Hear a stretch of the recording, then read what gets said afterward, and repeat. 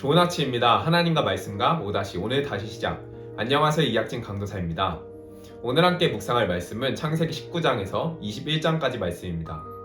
오늘 본문의 중심 구절을 함께 살펴보기로 하겠습니다. 창세기 21장 6절 말씀입니다. 사라가 이르되 하나님이 나를 웃게 하시니 듣는 자가 다 나와 함께 웃으리로다. 하나님의 사자들이 소돔의 인간의 모습을 하고 나타나자 롯은 그들에게 자기 집에서 유숙할 것을 권하였습니다. 롯이 성문 앞에 앉아 있었던 것을 보면 그는 성읍에서 나름 중요한 존재였던 것으로 보입니다. 천사들이 식사하기를 마치고 누울 쯤에 성읍 사람들이 롯의 집을 에워싸고 롯의 손님들과 성관계를 하기를 원했습니다. 롯은 이 사람들을 말리기 위해 밖으로 나갔는데 충격적이게도 롯은 손님들을 대신하여 처녀인 자기 두 딸을 내어줄 테니 손님들에게 아무런 해를 끼치지 말라고 제안합니다. 이에 군중들이 폭동을 일으키며 문을 부수려고 하자 천사들이 롯을 집으로 끌어들이고 천사들은 일시적으로 성읍 사람들을 장님으로 만듭니다. 마치 이 장면은 노아의 방주 문이 닫히는 것을 연상시킵니다.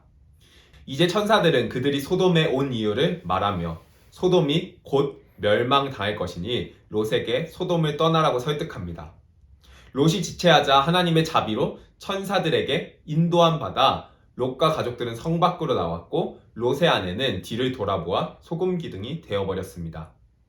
한편 롯과 두 딸은 소알을 거쳐 굴에 거주하게 되었습니다.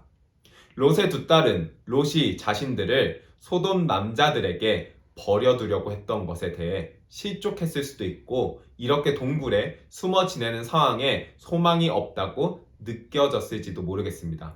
어찌됐든 롯의 두 딸은 롯을 술 취하게 만들고 근친상간을 저질러서 아들을 낳게 되었고 이들이 이스라엘의 원수인 모압과 암몬의 조상이 됩니다. 창세기 17장과 18장에서 사라에게 아들을 주시겠다고 하나님의 약속을 죄악임했음에도 불구하고 창세기 20장에서 아브라함은 또 한 번 사라를 자신의 누이라 속여 사라를 그랄 왕 아비멜렉이 데려가는 위기에 놓이게 됩니다. 하나님의 약속이 깨어질 수 있는 위기에서 하나님께서 아비멜렉의 꿈에 나타나셔서 사라를 다시 돌려보낼 것을 말씀하십니다. 이에 아비멜렉은 아브라함을 불러 사라를 돌려주고 양과 소와 종들까지 아브라함에게 내어줍니다. 모든 문제가 해결됐고 아브라함이 하나님께 기도하니 아비멜렉의 집에 모든 태가 열리게 됩니다. 창세기 21장은 25년의 긴 기다림 끝에 아브라함과 사라가 드디어 약속의 후손을 가지게 되었고 그 아들의 이름을 하나님께서 말씀하신 대로 이삭이라고 이름 짓게 됩니다. 후에 이스마엘이 이삭을 놀리는 것을 보게 되고 사라는 하갈과 이스마엘을 광야로 내쫓자고 제안합니다. 이에 하나님께서 아브라함에게 이스마엘을 통해서 민족을 이루시겠다는 약속을 받았고 하갈을 아브라함은 내보내게 됩니다. 하갈은 광야에서 방황하던 중 다시 천사를 만나 은혜를 받았고 그의 아들은 장성한 자로 성장하게 됩니다. 한편 22절부터는 이야기의 흐름이 바뀌어 아브라함이 아비멜렉과 맺은 언약에 대해서 기록합니다.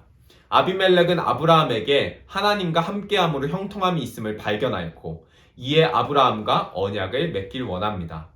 이에 아브라함은 아비멜렉과 언약을 맺고 부엘세바라는 우물을 확보하게 됩니다.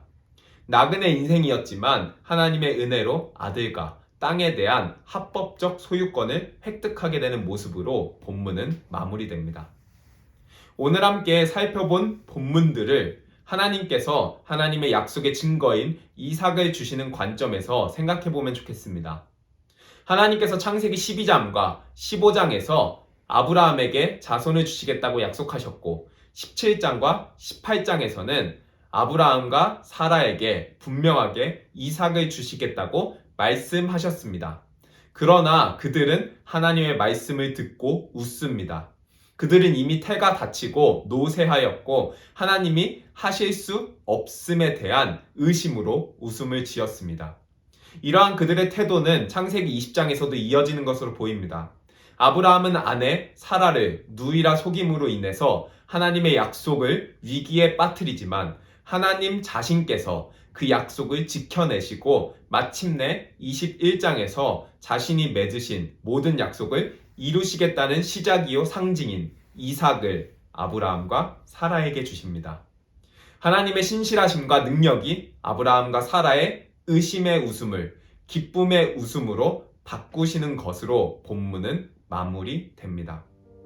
사랑하는 기쁨 가족 성도 여러분, 나그네 인생길, 결핍과 부족, 아픔과 어려움이 가득한 우리의 삶을 참된 기쁨의 웃음으로 바꾸시는 하나님의 신실하심과 사랑과 능력을 누리시길 소망합니다.